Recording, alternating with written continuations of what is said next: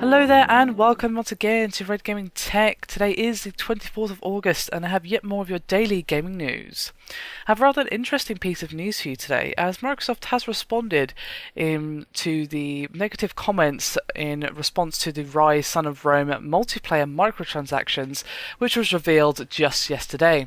Now, some of you may have seen the video I did just yesterday on this particular news topic, but in case you haven't, I'll give you a brief basically overview of how the microtransaction system in Ryse works before delving into the meaty topic of Microsoft's response. So basically it's a multiplayer progression and it's of course armor-based progression system, and in the multiplayer mode you can earn experience and gold, and the gold is used to purchase equipment packs similar to in Mass Effect and FIFA Ultimate Team. Now these packs do come in tiers which can be purchased either with in-game currency or your real-world hard-earned cash. Now they have said that you have to play the individual tiers in order to gain access to them. So if you buy Ryse at launch, you cannot purchase tier 5 packs straight away. You have to play your way through to that point. So you're all up to date. Now this response comes from Microsoft producer Justin Roby, and this was told to Eurogamer at Gamescom today, and he said, quote, "We specifically do that so you cannot pay to win.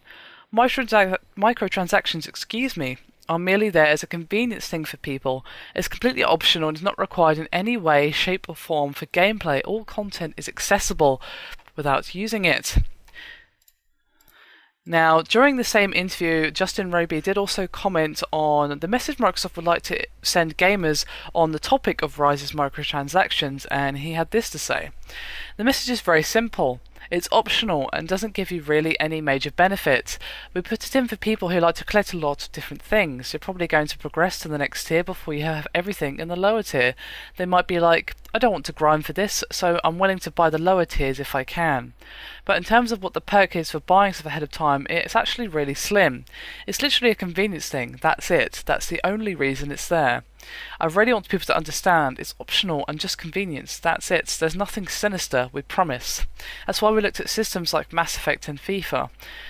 They have very unobtrusive ways of doing it. We said, hey, their system works really well. People didn't seem to have a ton of complaints about it. Let's do something that is unobtrusive. We were trying to be as hidden as non-blatant about it as possible and making it easy."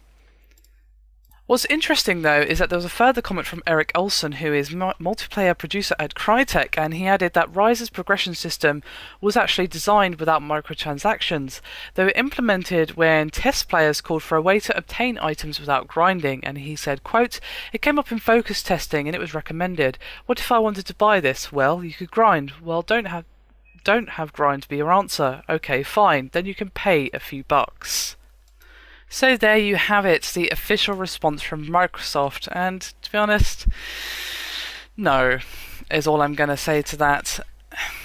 You can give all the justifications you like, in my opinion. There is no place for microtransactions in a full-priced title.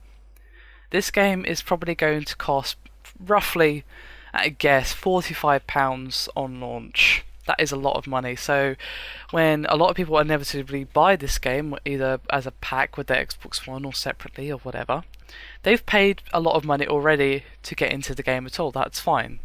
No problem with that. Cool. So they then get into the multiplayer and, oh hey, look, there's microtransactions as well. You can argue convenience all you like, but in my opinion, there is no place for microtransactions in full-priced games. None. It's fine free to play, cool, no problem with that, that works just fine. That's a proven model, that works great, but it just smacks of greed and rinsing when you have it in a full price game. If it was a game that cost, say, I don't know, £15 or whatever, then I wouldn't have such a problem with it because, well, the game's quite cheap anyway, so, but still it would kind of leave a bit of a bad taste in my mouth.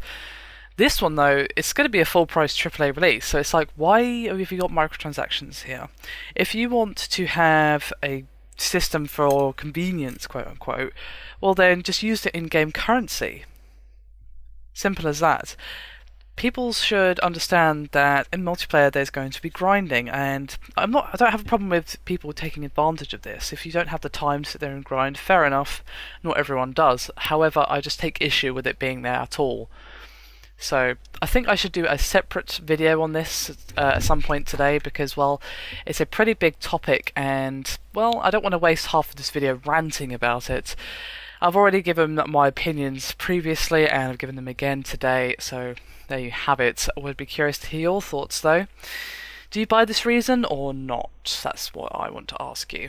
Anyway, that is me done for this video. Hope you've enjoyed it. Thank you very much for watching, and I'll see you next time.